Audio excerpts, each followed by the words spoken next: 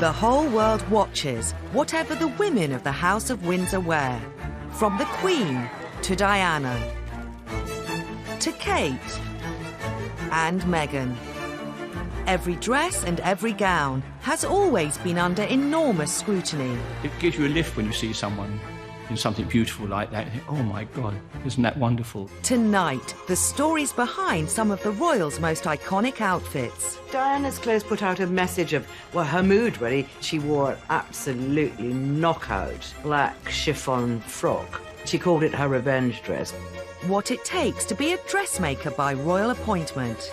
When I saw this on her, I realised that this area was far too complicated. So I refined that to be much, much simpler and have more of an impact. And we lift the veil on the wedding gowns the world fell in love with. I think the longest train in royal history was 20 foot. I said, darling, let's make it bigger. So we had a little giggle about it, and we made it 25 foot. Experts reveal the tricks of the royal trade. We used to use a lot of silk for the Queen, which actually you had to be very careful with. If you folded it across the fabric, it was fine. If you folded it the other way, it cracked. And why the Queen is always guaranteed to stand out in the crowd. The Queen's signature style is bold colour and a hat.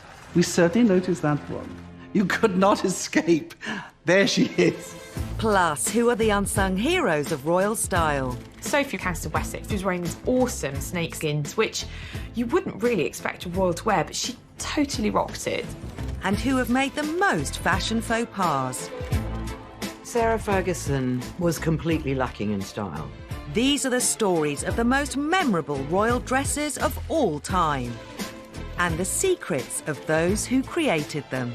The Queen looked at the bridesmaid dress and said, will it wash? The press officer from Buckingham Palace rang me and said, Mr. Emanuel, you're responsible for the gown?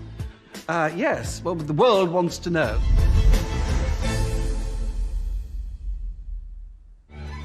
Over the years, generations of royal women have developed their own looks.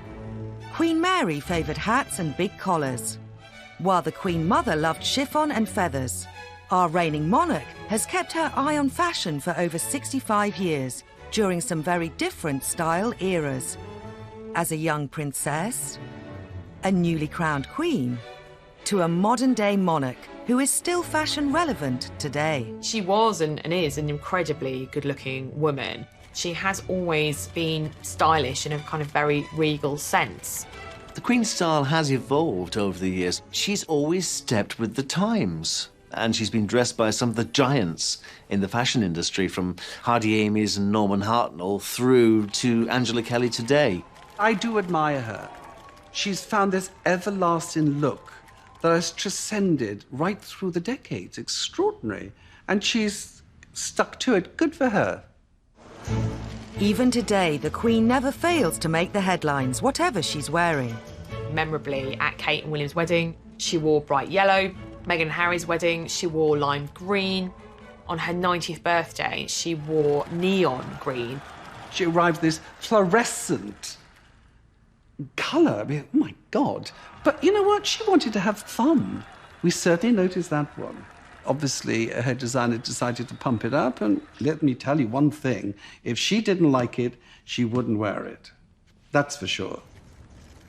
The Queen's 21st century look is bright and bold, but there's a very good reason for it. The Queen is not a very tall woman. She is often in a situation where she is surrounded by people, and she needs to stand out. The Queen's signature style is clean-cut, nothing fussy, and wherever possible, bold colour and a hat. Her Majesty's style is absolutely perfect for what she does. She doesn't walk around wearing a crown, therefore she has to wear bright colours. So out of the crowd of grey or beige, you go, that's her. Clever. The Queen was not always seen in glorious Technicolor. Her early fashion statements were captured in black and white, but that didn't stop her creating her own style. I always love looking back at old photographs of the Queen because she was a stunner. It's easy to forget that she was a young woman and she did wear kind of off-the-shoulder dresses and, you know, ball gowns. She had such a tiny waist. I'm incredibly envious of her very slim waist. She always looked immaculate. She dressed in that wonderful 50s style of clinched-in waists and wide skirts and high sandals. And she lived in a man's world, and she wanted to do everything completely correctly. When she became queen, she had to think carefully about her style and which designers she would wear. There is no reason why English fashions should not compete with the famous creations of the dress houses of Paris. One designer the Queen favoured was Norman Hartnell, the darling of the British fashion scene. He was known for his opulent yet dignified designs. It's a very convenient dress for the evening because it has pockets to it, you see. It has a multitude of sins. Norman Hartnell. And also Hardy Amies made some beautiful outfits for the Queen. But I think my favourite are her old Hartnell dresses. They hark back to an era of such elegance, such style, and such incredible workmanship. From the very beginning of her reign, the Queen has been a fashion inspiration. Roy Allen has been making and designing clothes for the women in the royal family for more than 60 years. I started as an apprentice and worked my way up through Hardy Amies. So I started in '57. Hardy Amies and Hartnell were the top two fashion houses that made for the Queen. I made clothes for Princess Margaret and Fergie, the Queen Mother, in Duchess of Cornwall. It gives you a lift when you see someone in something beautiful like that. You think, oh my God, isn't that wonderful? You know, it gives you a lot of pleasure. The royals have many demands upon their wardrobe, from walkabouts to state dinners to meeting foreign dignitaries. They need to be ready for any occasion. There was so much going on that the royals went to, so we were always making clothes for them. The normal thing was 3 fittings. I only ever did 1, and for everything I make for any of them, I keep a pattern, so I can revert back to those. You never stopped making for her in those days. To stand around for lots of fittings, you know, you didn't really want to do that. So if you get away with 1 fitting like that, you know, it saved her a lot of aggro, really. In his early days of making clothes for the Queen, Roy couldn't resist a keepsake. The very first thing I worked on when I was an apprentice was a blue coat that she wore to go to Canada, and it had big beaver cuffs on it. When it was fitted and I had to mark up the alteration and everything, the piece I cut off of it, I kept because I thought, oh, the Queen's had this, the Queen's worn this, and I still have it to this day. The Queen works with her designers to create the perfect outfit. Those collaborations often offer an insight into life behind the scenes with the royals. One of her favourite couturiers, Ian Thomas, made this beautiful outfit for her. When he was doing the hem, Prince Philip walked through the Queen's dressing room and said, nice dress. And the Queen flushed scarlet. And I always remember him telling me that story. She was just so thrilled to get the compliment from her husband, who's normally so brusque and offhand. David Sassoon is one of the world's most admired designers, dressing superstars like Audrey Hepburn, Elizabeth Taylor, and the ladies of the House of Windsor. He's one of the royal family's most trusted dressmakers. When you design for the member of the royal family, they usually have an itinerary of what they're going to be doing in the next few months and what kind of clothes they require. You then submit sketches of the sort of things that you think might be suitable for that particular occasion. It could be a garden party, it could be an opening of Parliament, it could be a very grand ball. One of my first memories of making something for the member of the royal family was Princess Anne. She was 8 years old and she was to be a bridesmaid for the first time. It was very exciting for me because I had only recently come as a student from the Royal College of Art, and suddenly I was going to Buckingham Palace to fit a dress on the royal princess. Designers were tradesmen, so we went to the tradesman's entrance where we were met by a page and went up to the royal apartments, and Nanny put Princess Anne into the bridesmaid dress, and then out of the blue the Queen appeared, and I walked backwards to make a bow and walked into this corgi bowl full of water, which upset all over my shoes. And the Queen pulled a cord by the side of the fireplace, and a liveried page appeared and wiped my shoes. My memory is that the Queen looked at the bridesmaid dress and said, "Will it wash?" She was very concerned that it would wash. I think the Queen is actually quite thrifty when it comes to her wardrobe. There are occasions when she will rewear something, or she will take a dress and team it with a different frock coat or accessorize it and update it. Frugality runs in the family. The Queen's daughter, Princess Anne, is the ultimate thrifty royal. She has worn this cream and navy coat repeatedly over the last 35 years. Working with her dressmakers, the Queen knows what it takes to be perfectly presented. You do give them alternatives. You show them a selection of fabrics to choose from, and then they would say, well, I rather like red, and you might suggest a softer red rather than a bright red. So together, you work with the member of the royal family on what the final garment is going to be.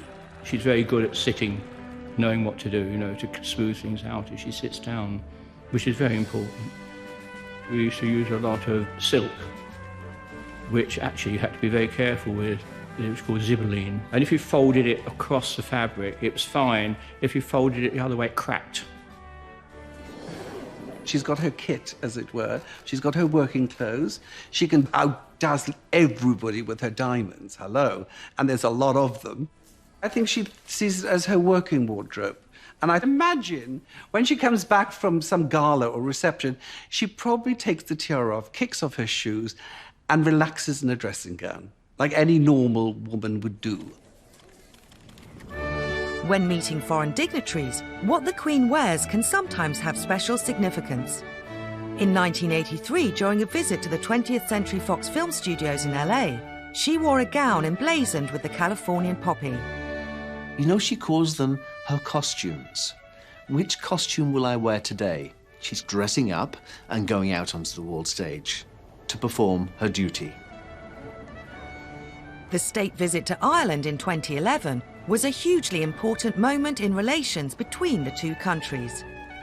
By wearing designs reflecting national colours and symbols, the Queen dresses for diplomacy. When she had the state dinner, the shamrock was embroidered within her gown because it's a business. The bodice and sleeves of the Queen's white silk dress were adorned with over 2,000 hand-sewn embroidered shamrocks, while a Swarovski-embellished Irish harp was pinned to her left shoulder. These dresses are not worn for pleasure. They are very much functional business dresses, and they are paid for by the Foreign Office because the Queen, as head of state, is representing her country, and this is a work outfit. The Queen has created a very specific look with a very strict code.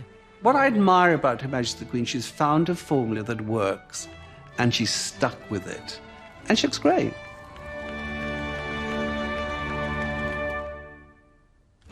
Yet even the Queen couldn't compete with one woman. Diana could have worn a plastic sack and looked great. The press immediately called it the black dress. It caused a bit of a stir. That, I think, was the moment that the world woke up and thought, wow, look at Lady Diana. And we reveal how Diana had her very own Pretty Woman moment.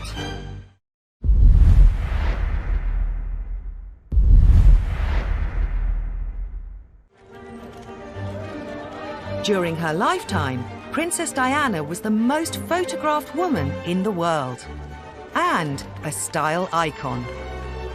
She wore whatever suited the occasion, and she had that uncanny knack of always getting it right. Diana could have worn a plastic sack and looked great. She developed a style that was very much her own. She was blessed with a wonderful complexion, and she could wear any colour and make it look absolutely wonderful on her. In her earlier days, Diana's clothing confidence was not immediately apparent.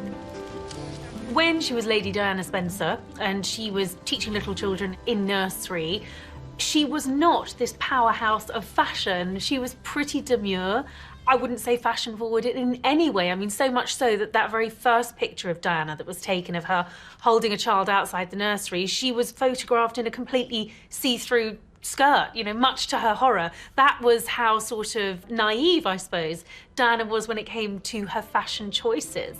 David Sassoon has dressed the world's most glamorous women. Who better to transform the young Lady Di into a princess? Initially, when we first started making clothes for Diana, she was very insecure about the kind of clothes that she would need to wear. So we did very much at the early stages guide her through what was not always a very easy task for her. Diana's royal fashion journey began in early 1981, when the shy teenager was looking for the perfect outfit to announce her engagement. Diana and David hadn't met yet, but she knew she wanted a Belleville Sassoon piece. The shopping trip didn't quite go to plan. Princess Diana came to our shop one evening about 5 o'clock, and she was met by a rather intimidating vendeuse who asked her what she was looking for, and Diana, being a 19-year-old young girl, wasn't quite sure what she wanted. The vendeuse suggested it might be a good idea if she went to Harrods. When my partner Belinda Belleville and I heard, we were absolutely horrified to discover that she didn't recognize Lady Diana and suggested that she went to Harrods for the outfit. It then turned out was the one that Diana would wear for the official photographs with Prince Charles on the announcement of her engagement. Diana's engagement outfit was, I think, very much what we would expect of a young royal bride to be. She had that beautiful engagement ring, which really was the centerpiece of the day, complemented her eyes, and obviously she chose to reflect that blue in her choice of suit and the frilly white blouse, very fitting of the time. I'm not sure how comfortable Diana felt in it. Diana told me much later she hated the outfit she wore for her engagement photograph in the grounds of Buckingham Palace. She did not look the way that Diana looked ever after. Very glamorous, very chic, everything sewn to fit her body. David Sassoon, however, wasn't the only early influence on the way Diana dressed. With the help of up-and-coming designers, the Emmanuels, Diana made quite the entrance onto the social scene. She was introduced to Emmanuel, which was my ex-wife and I, via Vogue magazine. Diana had ordered and worn several gowns by us. The black shoulderless ball gown worn at the couple's first official engagement together made the world sit up and take notice. The minute she got out of the car, and as she got out of the car, I mean, it's white heat. Every flash in that street went off. It was such a statement dress. I mean, the royals don't usually wear black unless they're in mourning. And here was Diana going for an evening event in a stunning black floor-length gown, taffeta silk, off the shoulder, two quite big things in terms of royal dress statements, and this was two big ticks from the fashion brigade. That, I think, was the moment that the world woke up and thought, wow, look at Lady Diana. The press immediately called it the black dress. It caused, I think, a bit of a stir, because the very next morning, the press officer from Buckingham Palace rang me and said, Mr. Emmanuel, you're responsible for the gown. Yes, well, the world wants to know.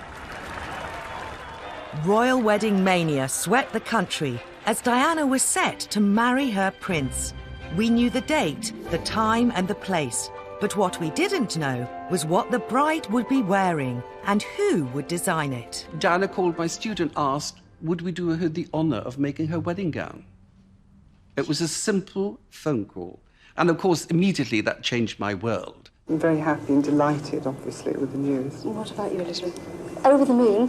Very thrilled. How did you celebrate when you heard? We celebrated upstairs in the workroom with all the girls, all the ladies who work for us. We all opened some champagne. It was marvellous. They were thrilled, of course, like we all are. The Emmanuels were under huge pressure to design a dress not just befitting of Diana's dreams, but one which the whole world would remember. At one of the fittings, I think we came out with, we want to make you look like a fairy tale princess. And I think that banner stuck, I think. You have to remember, she was ravishingly beautiful, tall and slim. So we promised to make her like a fairy tale princess. Diana's dress had become one of the most closely guarded secrets in fashion history. As with all royal weddings, it was always going to be about the dress. You know, these wedding dresses become iconic parts of royal history. Diana wanted it to be a complete surprise, so that when she emerged from her golden coach, that was the first the public, the world, and of course her future husband had seen of this momentous dress, which had been kept as secret as any state secret, it's got to be said. The Emanuels went to extraordinary lengths to keep Diana's dress under wraps. So regarding her fabric, we decided on a very heavyweight silk taffeta, and we asked the weavers to do a whole bolt in white and a whole bolt in ivory, because we didn't want them to know which colour we were going to use. Because we'd promised to keep, like every bride, you would promise to keep it a secret, because that's the big reveal. One of the biggest secrets was the length of the train. Both Diana and the Emanuels were determined it would make a huge impact. We looked at past royal brides, and I think the longest train in royal history was 20 foot. And I remember giggling to Dan. I said, darling, come on, it's St. Paul's, it's vast. Let's make it bigger. So we had a little giggle about it, and we made it 25 foot. I think it's the longest train in the history of royal wedding dresses. The 29th of July, 1981. As huge crowds gathered on the Mall to watch the royal procession, a few lucky palace insiders got a sneak preview of Diana's wedding dress. I remember on her wedding day, waiting for the Queen to come through, and all I could see was this vision in white running towards me. She had rolled up the train into a ball, pushed it under her arm, and she was running down the corridor like a galleon in full sail. As Diana made her way to St. Paul's Cathedral, the world got their first glimpse of her and the dress. And so Lady Diana, in that truly stunning dress, is well and truly launched on her way to the cathedral. Because this is the moment where she could exercise that traditional bride's prerogative of being late, but somehow I don't think she will. Finally, the moment everyone had been waiting for. There was a collective gasp. It was like, oh, wow, this is what we've been waiting for, and Diana didn't disappoint. She never did when it came to fashion. I certainly remember her getting out of the carriage and thinking, ugh. It was totally creased. And then watching David Emanuel as he bends down, he pulls it down hard, and then suddenly the skirt looks perfect. It was your archetypical princess dress. It really was. I don't think anything will ever come close, ever again. It was one of those dresses, you just remember Diana's wedding dress. It was so 80s, and it's kind of poofiness and all the yards of the train and the big, beautiful, scrumpled material and her beautiful kind of Spencer tiara. It was like a fairy tale that had come to life. As she walked down the aisle, the congregation were able to appreciate her ivory silk taffeta and antique lace gown, complete with a veil made from 153 yards of tulle. And then the whole dress was fairy tale. I mean, it was Princess Cinderella on speed. I mean, it really was the most amazing outfit. And so she just looked regal. The other extraordinary feature of Diana's dress, the 10,000 pearls used by the designers. On the neckline, on the sleeves, it was all beautifully embroidered with pearls and sequins, with a vast crinoline petticoat. And then the huge cathedral veil in silk tulle, which was hand-sprinkled with mother-of-pearl sequins. So when she walked down the aisle at St. Paul's, it just twinkled.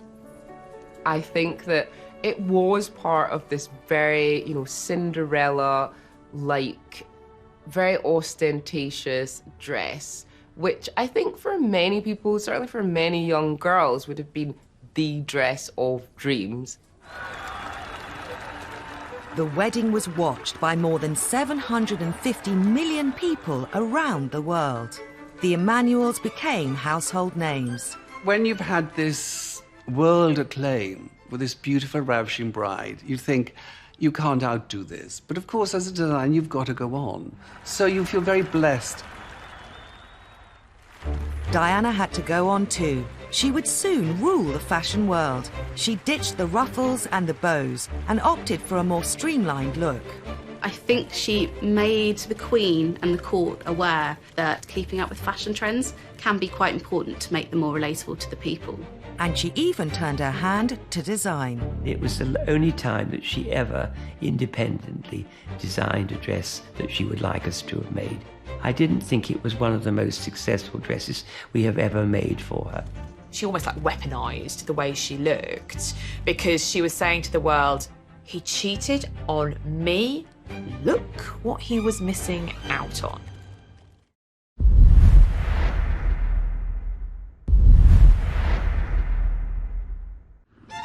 As her confidence grew, Diana stunned us with some of the most iconic looks of the 80s. Princess Diana had a very romantic approach to fashion.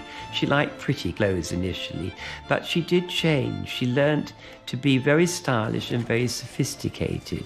Diana was very good at suggesting things to us. Like, for instance, we made a Russian-inspired little jacket, fur hat, and fur muff. She looked very like she'd walked out of a Dr. Zhivago film, and that was a very successful outfit. And it caused a whole fashion trend, suddenly, of people having muffs again.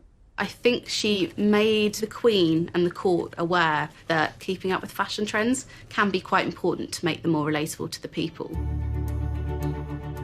Designers loved every minute of working with the princess. She was such fun to work with. You know, those delicious blue eyes, and she had a wit and she had humour. She'd ring on a Monday and say, please, please, please, I need something for Friday. You know, you sometimes have to turn it around pretty swiftly. And she said, I know you're terribly busy. And I said, yep, you'd move mountains for her, because she was just so lovely.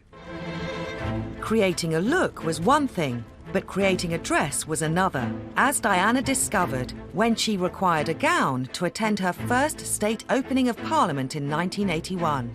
We were asked to design a very important dress for the state opening of Parliament.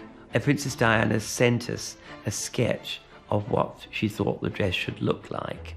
So we redrew the dress and worked out practically how it was going to work. And it was the only time that she ever independently designed a dress that she would like us to have made. It had a satin bodice, white organza, embroidered with little silver trees dotted all over it on the actual puff sleeves. I didn't think it was one of the most successful dresses we have ever made for her, and I don't think she felt in the long run it was quite as good as it could have been.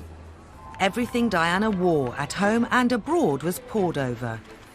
On royal tours and formal occasions, everything had to be perfect.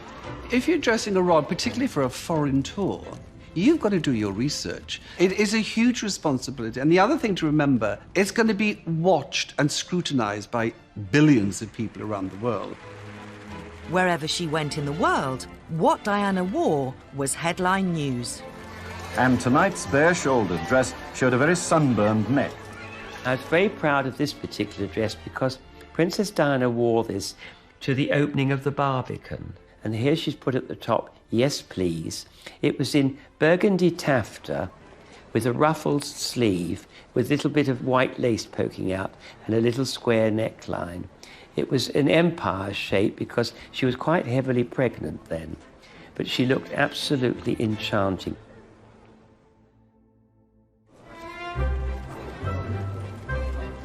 Throughout the 1980s, the princess's style continued to evolve. She took a very lovely diamond and emerald necklace and she wore it as a headpiece. And it looked amazing. I mean, I'm not quite sure how she managed to fasten it at the back of her head, but she obviously did, and it looked fantastic. The princess always remembered to thank the designers.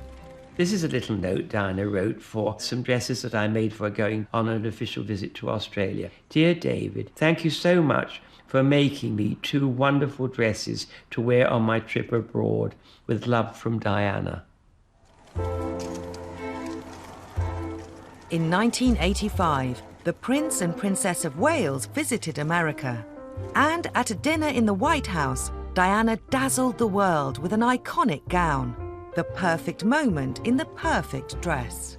I think the most standout gown of all for me, because I was there, was when she went to Washington with the Prince of Wales and went to dinner at the White House with Nancy and Ronald Reagan. And she wore that amazing, inky, blue-black velvet dress, which was designed by Victor Edelstein, who's now an artist. But he was very much a hot designer of the 80s. But we were all penned outside the room. And as each major movie star came in, people were throwing questions at them. John, are you going to dance with the princess tonight? She'd like me to. When John Travolta came out, he was absolutely charming. And he said, yes, I danced with the Princess of Wales. And we didn't know he was twirling her around. The whole trip was tied in with showing off the best of British. So Diana did really pull out the stops with her wardrobe for that trip. As Diana became bolder, so did her fashion choices. She became a royal-style rebel. Diana, over the years, learned to break the rules. Diana was one of the first to wear trousers on an official visit. She was the first to stop wearing hats with every occasion. It was tradition for royal women to wear gloves, but Princess Diana put her own spin on it when accessorizing a 1980s Bruce Oldfield power frock at the America's Cup ball in '86. She wore one black glove and one red glove, but her hairdresser at the time was someone called Richard Dalton, and he used to actually help her with choosing things. So these little touches were usually a combination of Diana and probably her dresser. I think it's fair to say that Diana took the royal rule book when it came to royal dressing and ripped it up and started again. She loved fashion and she wasn't afraid to experiment as well. Diana knew the power of wearing the right dress at the right time. In June 1994, she attended a charity event in what would become one of the most talked about dresses she ever wore. That night, a documentary was due to air on TV that would shock the world. The Prince of Wales had decided to tell the world that he committed adultery with Camilla Parker Bowles on national television. And the night that was broadcast, the princess was to attend the Serpentine Gallery for her friend Lord Palumbo. She said, I can't go. I can't face the world knowing what Charles has just said. And anyway, I haven't got anything to wear. So I said, yes, of course you've got something to wear. She said, well, go and find me something then. So I went to her wardrobe room and I pulled out the Christina Stambolian dress and showed it to her. She said, I can't even fit into it now. I said, try it on. So she slipped into it, I zipped her up, and she looked $1 million. Diana had bought the dress 3 years before. Worried it was too daring, she kept it in her wardrobe. That night seemed the perfect time to wear it. That image of Diana in that dress was splashed all over the papers. The Christina Stambolian little black dress became known as the revenge dress. She almost like weaponized the way she looked because she was saying to the world, he cheated on me. Look what he was missing out on. I think it was an absolute 2 fingers up to him. You know, it was saying, I'm in charge. I'm the one that gets the attention, not you. I am now on the stage. Goodbye, Charles. When her divorce from Prince Charles was finalised in 1996, a new Diana emerged. The hemlines were higher, and so were the heels. She was allowed to wear clothes that weren't necessarily by British designers. The world, in terms of fashion, was completely open to her. She could do what she wanted. One of the first things she did was start wearing high heels. She generally only wore flats around Prince Charles because they were approximately the same height. So for her to be able to wear heels was one of those big moments actually saying, the royal rules don't apply to me anymore. Her skirts were shorter, her clothes became much more overtly sexy, and she really came into her own as a very glamorous, starry princess. Diana's royal wardrobe was bulging with glorious gowns, so in 1997 it was time to have a clear-out. Once again, Diana broke with tradition and sold off some of her most beautiful dresses. There can rarely have been an event quite like it, a second-hand clothes sale that had caught the attention of the world. In consultation with William, he said, "Mummy, why don't you sell all your dresses for charity?" So she said, "William, that's a great idea." At $65,000. For you, sir. The clothes that represented much of the princess's married life were disappearing under the hammer, each one with its own fans, its own bidders. The dresses raised nearly £3 million for charity. The famous White House gown broke records and sold for £240,000. The lasting memory was the very last lot. She nearly didn't sell. She said, "I think I'll keep this one because I felt every inch a princess when I was wearing this. But then, if we let it go, maybe someone could get married in it one day and bring them happiness." Diana paved the way for the royal women that followed her, and that influence can be seen even today. Diana set the benchmark for royal fashion, and I think when you look at the Duchesses of Sussex and Cambridge, I think Diana did very much pave the way for individuality within the parameters of royal dressing.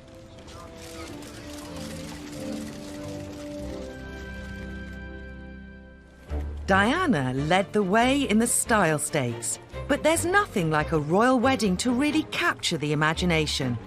And of course, it's all about the bride and the dress. We had a lot of fun, and she actually wanted to put in a Pegasus horse, which I thought, well, how am I going to put that in? The big story here was breaking with British tradition. Said by Queen Victoria, as you know, everything should be British.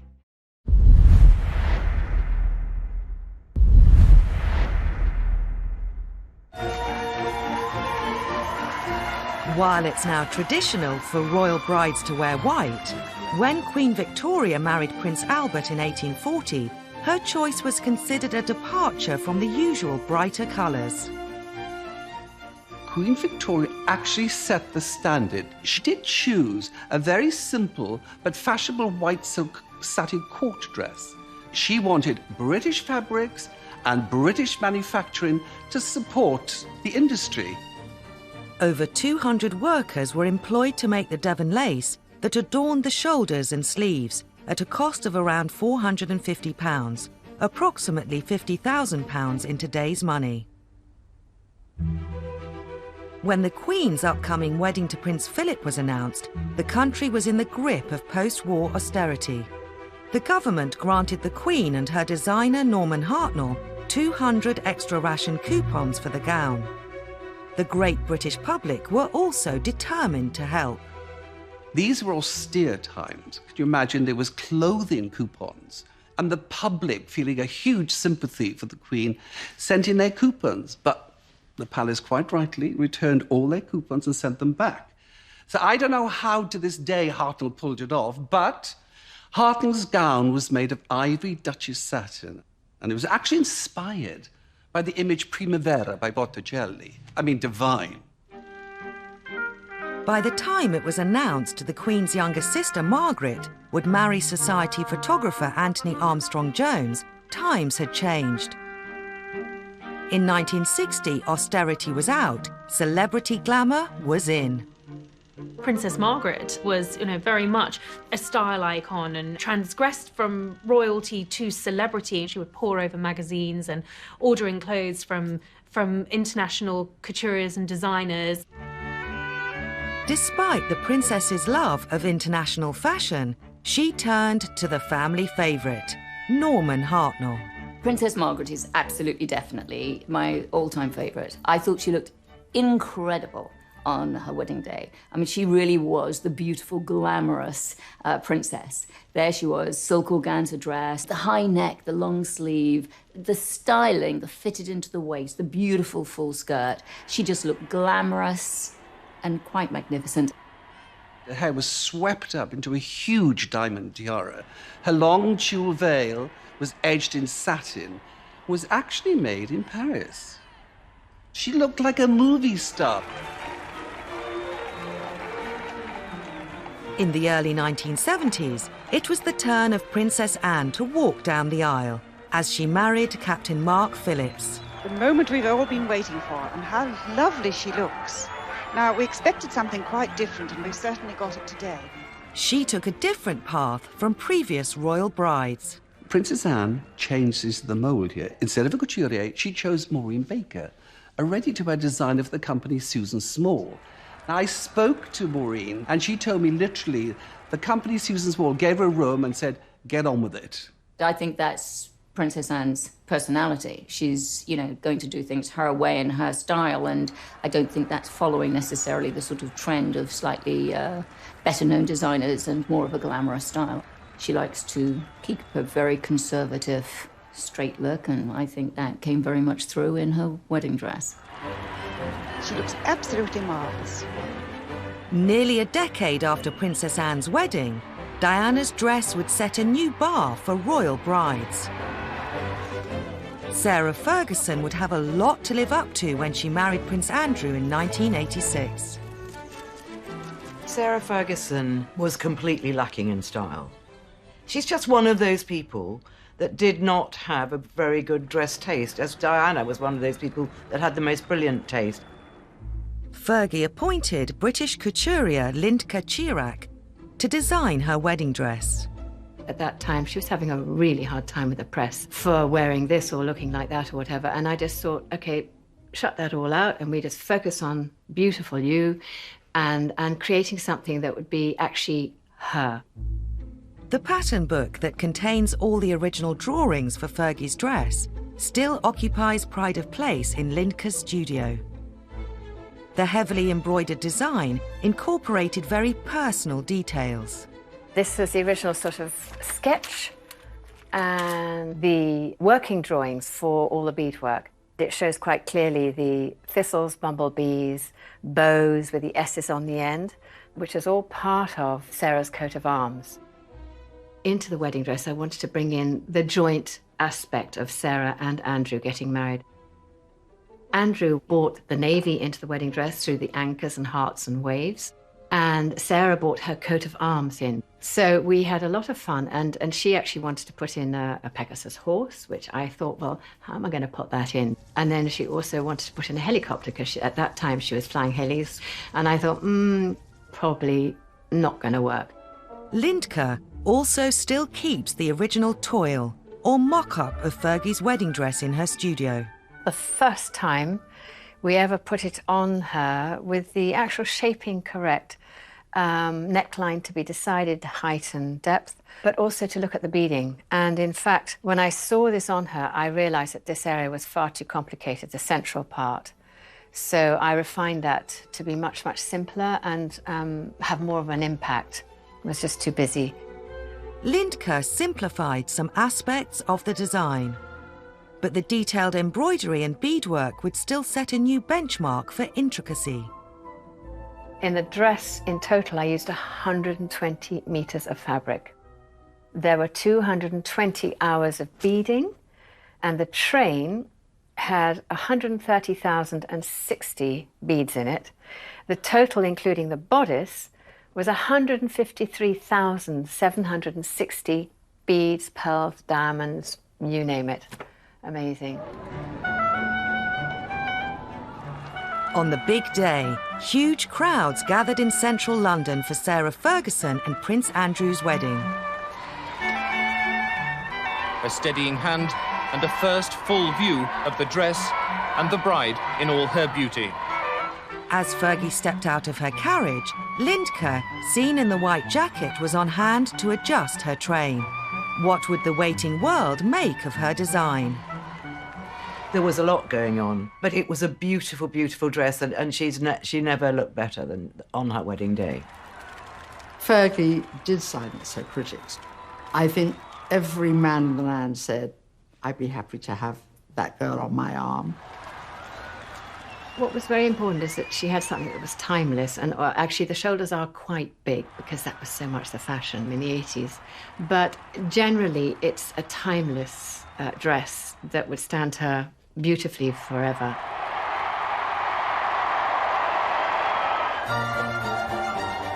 The 1980s were a golden era for royal wedding dresses. 3 decades on, Diana's 2 sons, Harry and William, would also walk up the aisle. If you look at the Duchess of Cambridge, she's constantly being compared to Diana. Diana was such an icon to live up to. They were such big footsteps for Kate to be filling. But ever since the death of Diana, the press, the media have been looking for the next global royal fashion icon. And I suppose that's fallen to Kate and now to the Duchess of Sussex as well.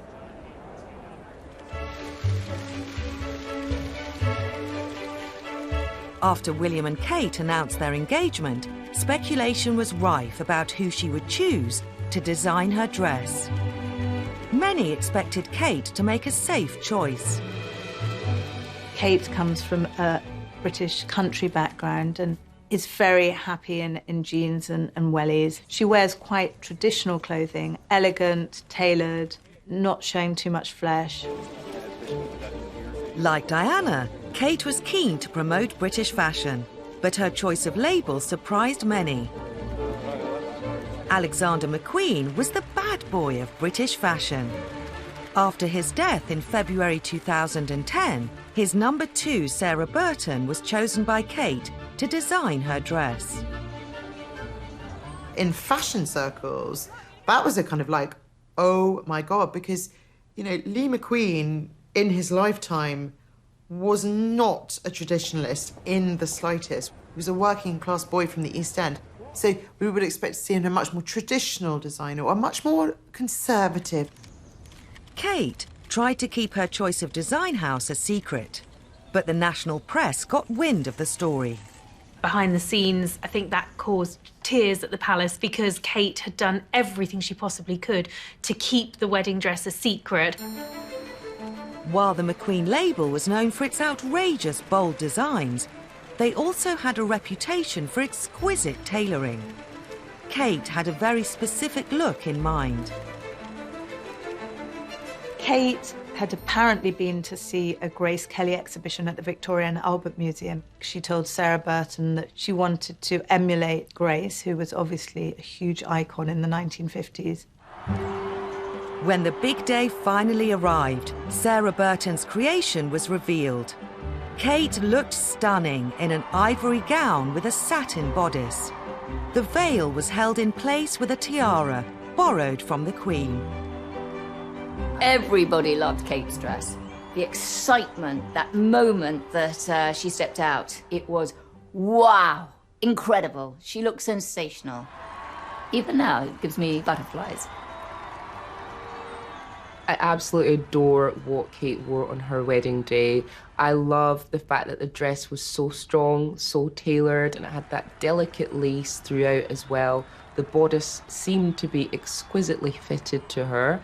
Formal, with a little bit of her personality kind of shining through, with the tiara as well. In combination, she looked flawless. The shape of Kate's bodice was inspired by Victorian corsetry, a hallmark of Alexander McQueen. Floral motifs cut from lace were appliqued onto silk net by workers from the Royal School of Needlework.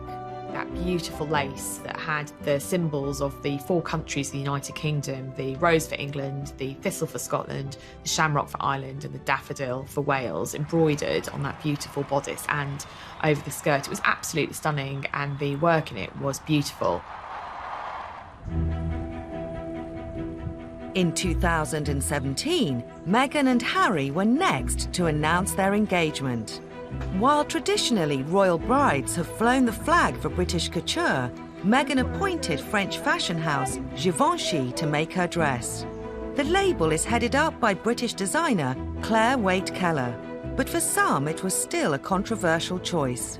To me, the big story here was breaking with British tradition. Said by Queen Victoria, as you know, everything should be British. I think with Meghan, she's so modern and fresh, and I think that was part of what she wanted to be. It really wanted to represent her. I wanted her to feel absolutely incredible in the dress, and also I wanted her to feel like it was absolutely right for the occasion too. Like Kate, Meghan sought fashion inspiration from her favourite Hollywood-style icon. Meghan has been a huge Audrey Hepburn fan since she was a child, so it is unsurprising, really, that she chose to go for Givenchy, who was Audrey Hepburn's favourite designer. It was like, of course. Who else would she have gone for?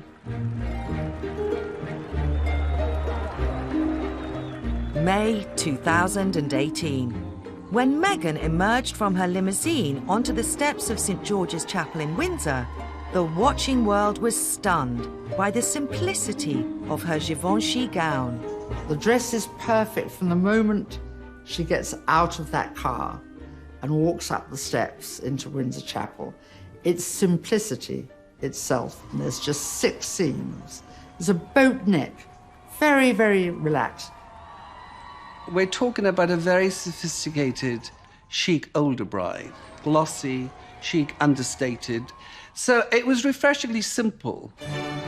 Opinion was divided, though. Some fashion experts think Meghan's dress took simplicity too far. I, of course, think that it really was a shame, that there was no question it was a little too big for her. So they didn't get the perfect cut and or fit. And that was a shame. I wasn't like, oh wow, this dress is amazing. In fact, I was a bit uninspired by it.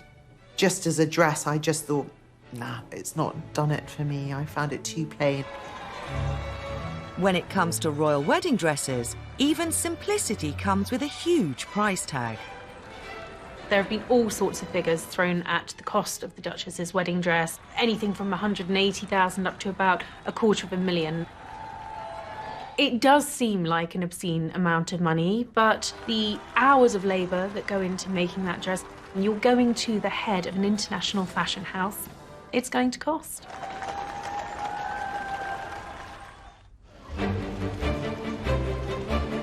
With such scrutiny also comes criticism. And while some royal women seem to be getting it right, others are accused of fashion fails. People couldn't decide whether it looked like an octopus, a loose eat, or a pretzel. All the negative attention ended up being on poor Beatrice and her hat.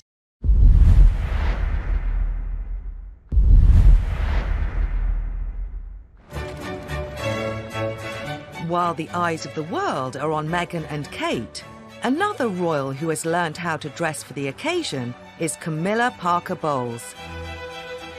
When she married Prince Charles, she was widely lauded for her understated style.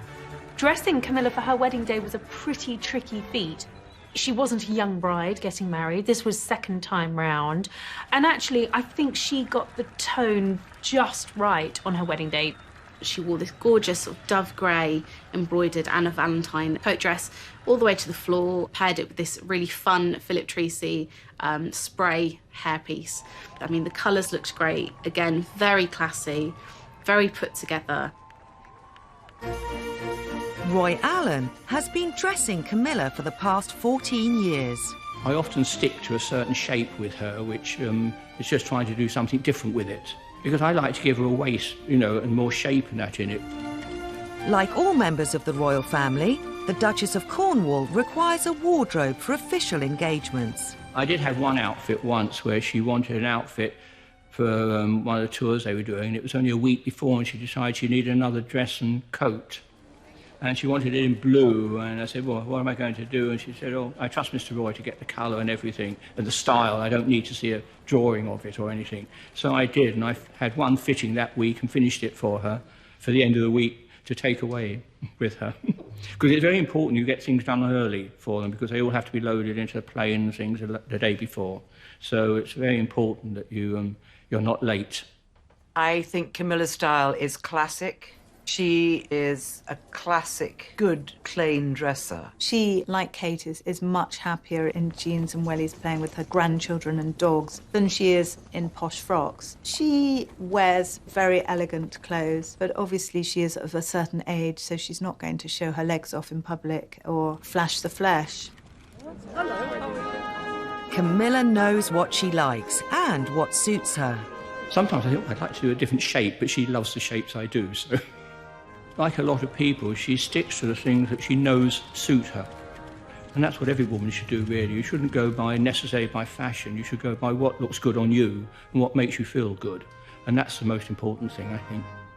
Of the many outfits he's designed for Camilla, Roy has his own personal favourites. This I made early on in my days making for the Duchess.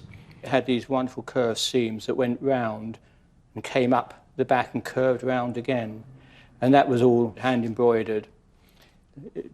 like the sample here, and it had a narrow one at the side of it as well. I had to do a curved zip in it, which I'd never done before, so that was quite interesting. I enjoyed making it. It was great fun.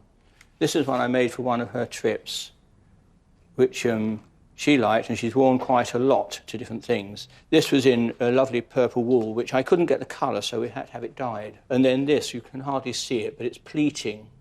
And it had rows and rows of pleating around the neck and around the cuffs. So it was very pretty. It was quite popular, and it's been photographed quite a lot.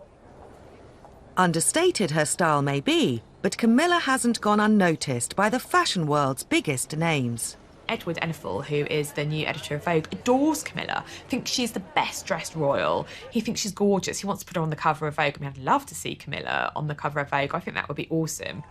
The Duchess of Cornwall is finally getting some recognition for her fashion. But she's not the only royal who's sometimes underappreciated in the style stakes. I think the one who's not applauded enough is the Countess of Wessex.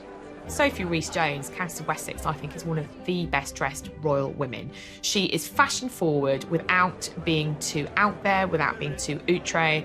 It's not ostentatious, it's not full blown, it's very pared down. I often see her at Ascot, where she's got it spot on, where so many royals get it wrong. She dresses now better in her 50s than she did when she was in her 30s, which is quite interesting. She's more than happy to sort of experiment with patterns and fun and flamboyancy. One of Sophie's favourite designers is Amelia Wickstead, and she's worn some stunning Amelia Wickstead dresses in the past. And I remember at the Palace of Versailles, she was wearing these awesome snakeskin, which you wouldn't really expect a royal to wear, but she totally rocked it. She was wearing something that was very fashion forward, but in her way, her style. But there are others who have come in for huge criticism. The worst dresser of all time was definitely Fergie. And she looked great in her own clothes and jeans and T-shirts, but she was just a disaster in the fashion of the 80s because it was too much for her. It was too frilly, there were too many bows, there were too many tweaks, there were too many frills. And she said so herself. So Fergie in the 80s just didn't go together. She actually, I think, as an older woman now, has got her style absolutely on point. She's got really good legs. She always wears dresses or pleated skirts, a top and a blazer. And, you know, she's got that lovely red hair. Learning from the past mistakes of others isn't always easy. In the way that Sarah Ferguson's always had a bit of a bad reputation when it comes to fashion, unfortunately her daughters haven't escaped that either. I mean, that image of Beatrice in the Philip Tracy hat at the royal wedding in 2011, I think is one that will forever haunt her. People couldn't decide whether it looked like an octopus, a loose eat or a pretzel. All the negative attention ended up being on poor Beatrice and her hat. Often with the York sisters, it's a case of trying too hard and feeling that they need to look apart. Well, and actually, when you do see them out and about, they look great. I think it's when they're trying to dress up for a big occasion. Even the Queen isn't immune from the odd fashion faux pas, although they've been few and far between in her 67-year reign. Back in 1999, the Queen attended the Royal Variety performance and she wore this frankly hideous dress. It was bright yellow in the skirts and the top of the dress was in a harlequin print of other vibrant colours. It was just jarring to the eyes to see, if I'm honest, and not what you usually see from Her Majesty for an elegant evening occasion. A state banquet in Slovenia was another example of that. Quite a nice silver brocade gown that she was wearing, but it was trimmed with fur around the cuffs and the neck. The proportions were just off, and it just looked a little bit strange for the time and the occasion. So that was a no from me. With designers on hand to create unique pieces, royal women can be reasonably sure they won't be caught in the same outfit as anyone else, surely. The Queen was looking at a swatch of fabrics with Bobo MacDonald, who was her dresser at the time. And Ian said, Your Majesty, I think that one of my other clients might have that dress. He said, let's have it then. And he said, but Your Majesty, I don't want anyone else to be seen in the same dress. She said, yes, what fun. So he made the dress for her. Much later on, the Queen was telling him a story. She was at Royal Ascot. In those days, they had a house party for the entire week of Ascot. She walked down the stairs wearing this dress, and She looked up and there was one of her house guests wearing exactly the same dress. And she said to Ian, and guess who had to go and change? So she beetled back upstairs and changed. She found it amusing. It turned into one of the rare occasions when the Queen is rumoured to have changed outfits for a guest. The royal family have always had an effect on fashion trends, and that's never been more true than today. The younger royals have become the ultimate fashion influencers. The Kate effect first struck when she wore a £40 dress from Topshop. Literally, the website crashed. Everybody wanted to be seen in that dress. The royal family have long been considered global fashion icons, from Princess Margaret in the 1950s to Princess Diana, right through to 21st century royals Kate and Meghan. Kate and Meghan are very different. They're very different women and they dress in different ways. I would say that Kate is very much aware that she will be the next Princess of Wales and she will be Queen one day. She's been groomed to be future queen. Her style is more restrained and more regal than the rest of them. And that's as it should be, because we want to respect our royal family, and Kate is the future. As Queen in waiting, Kate has to follow strict protocols. Kate is a big diplomatic dresser, so colours are a big way of doing that. For example, when she first visited Canada in 2011, she distinctly wore a white dress and a red hat, and that red hat had maple leaves on it, so it was a real nod to her host country. Meghan, on the other hand, may have more freedom to express herself through fashion. She is the designer duchess through and through. She was a red carpet celebrity before she married into the royal family, so I think fashion is an intrinsic part of her and who she is. There's a lot of Hollywood glamour about Meghan. She knows how to step it up in the glamour stakes, and pregnancy was actually no barrier to Meghan's love of glamour. I call Meghan's style very New York, very sassy, very cool. I think she looks wonderful in tight trousers, high heels, little jacket. I think that's Meghan's real look, and she's had to adapt herself to more English dressing. What Kate and Meghan do have in common is they mix high street and couture. Well, certainly when Meghan bought a sweater from Marks & Spencer, they sell out. The website usually crashes, sometimes, you know, within minutes.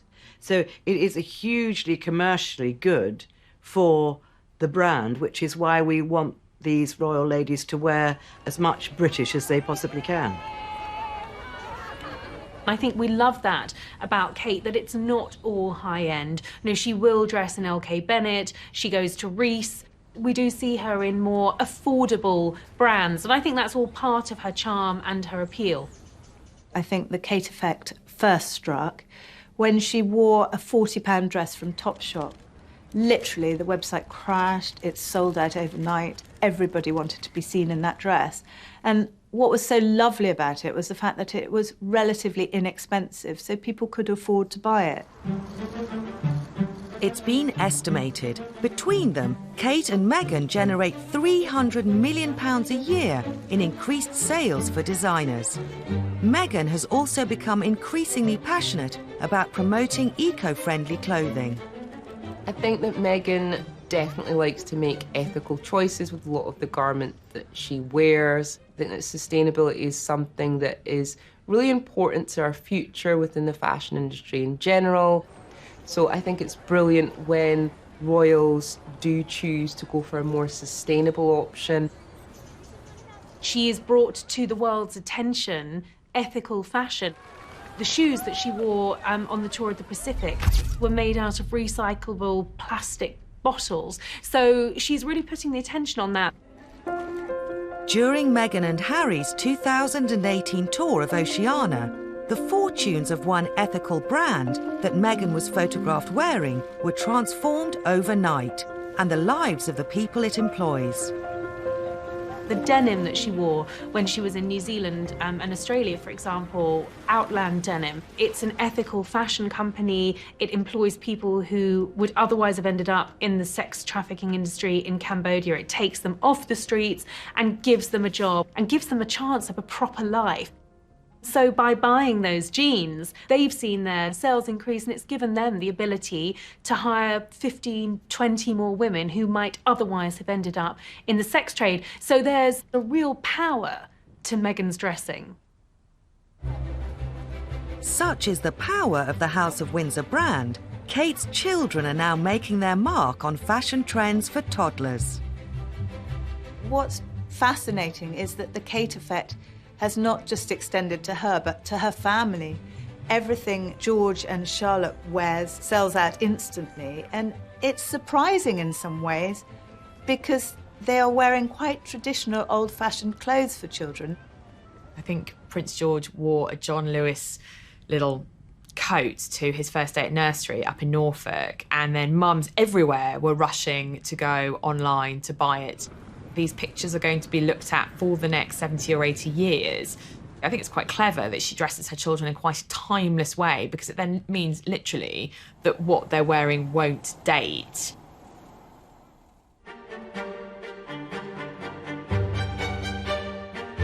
Over the decades, the royals have skillfully used the way they dress to send out a message.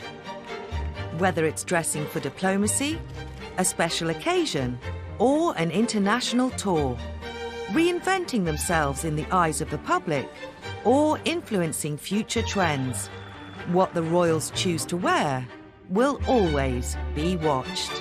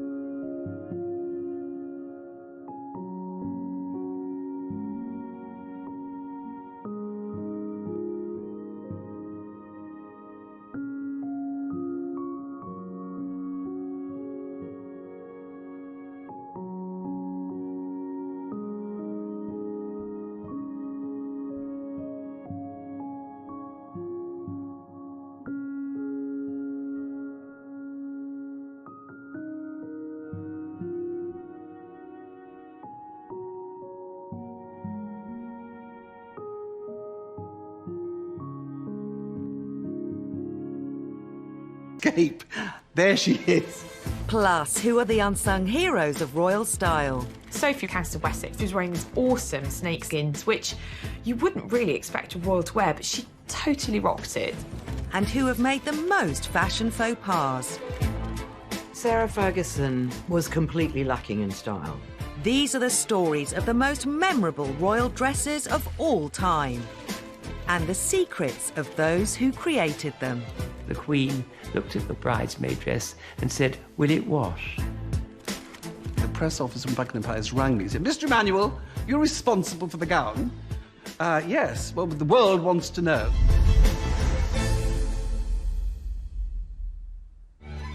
Over the years, generations of royal women have developed their own looks.